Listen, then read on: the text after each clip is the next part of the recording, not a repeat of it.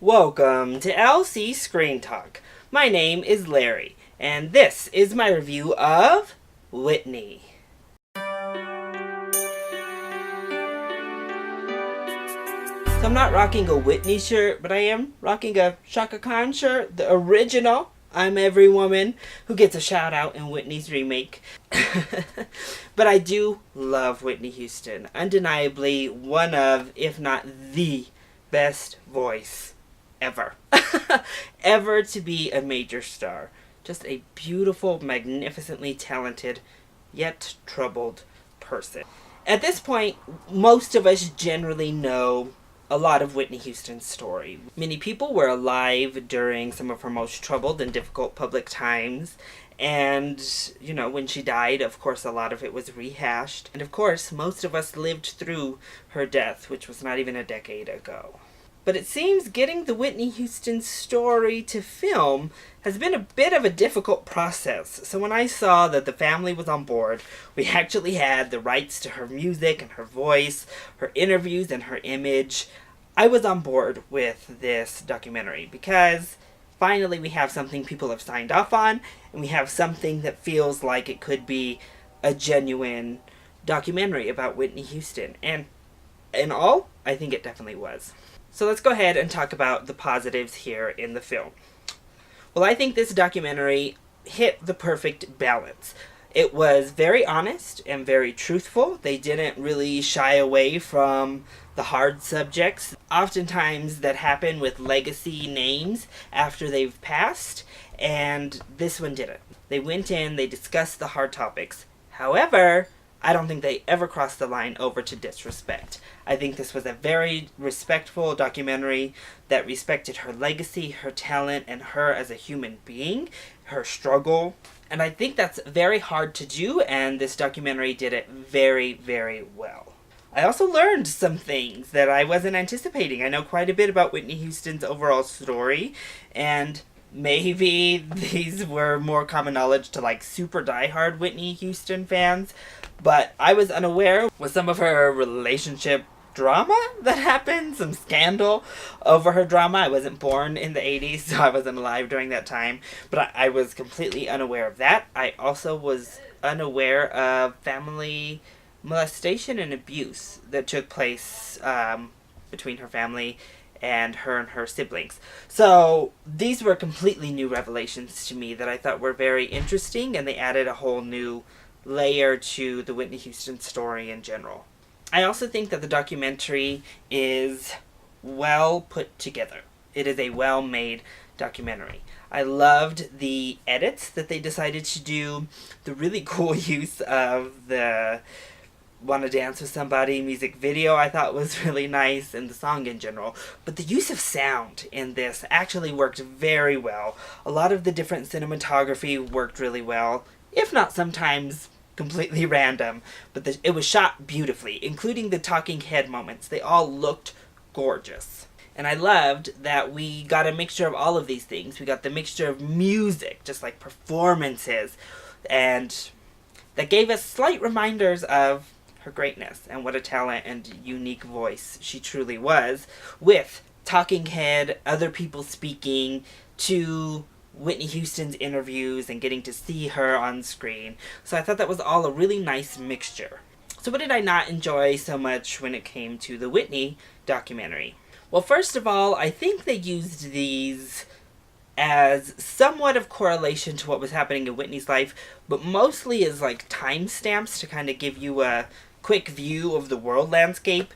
But I often thought that those current event clips felt weird in there. I didn't really understand or feel the need for them, and this documentary clocks in over 2 hours long. Those type of things could have been cut down. And it is a bit long for a feature film documentary, sitting there for over 2 hours. There are definitely times where this drags, especially through that middle portion. I think this film really did drag. And when it came to the interviews, I thought that it was a nice balance overall. However, I would have really liked to hear from her friend Robin, or gotten some sort of conclusion with that person who was a prominent figure for a good portion of her life.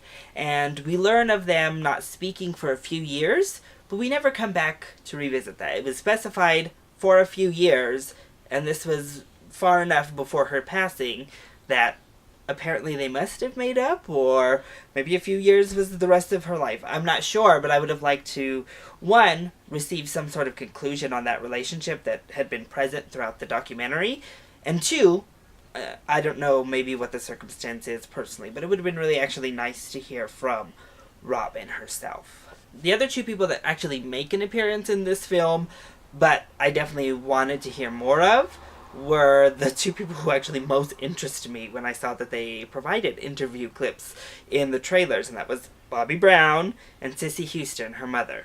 We hardly got any interview clips with Bobby Brown, and honestly, I don't really think what he added to the film added all that much. It didn't add anything new. It actually would have been nice to see Bobby speak more on his experience, and at some measure maybe even done a self-reflection on their relationship, on his part in everything that happened, on how that they worked together.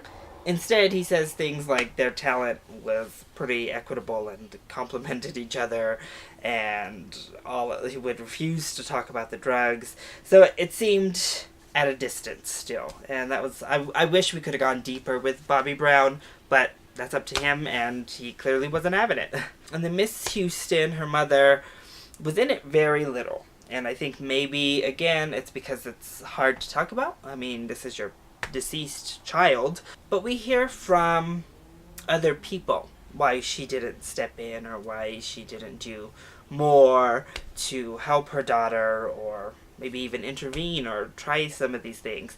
But it would have been nice to hear from her, and to hear her account past childhood, because we get parts of her at the very beginning, and then we never hear from her again. Again, I'm sure it's a respect issue and not pushing with Whitney's mother, but in these kind of documentaries, you're kind of yearning for that. You're yearning for that new perspective that we haven't heard all over the news and the tabloids. But this really was a sad film. I mean, this is, by the end, obviously, you're really, really sad. She was an icon. This was a once-in-a-lifetime talent. A beautiful woman who had everything. Who just had everything at her disposal.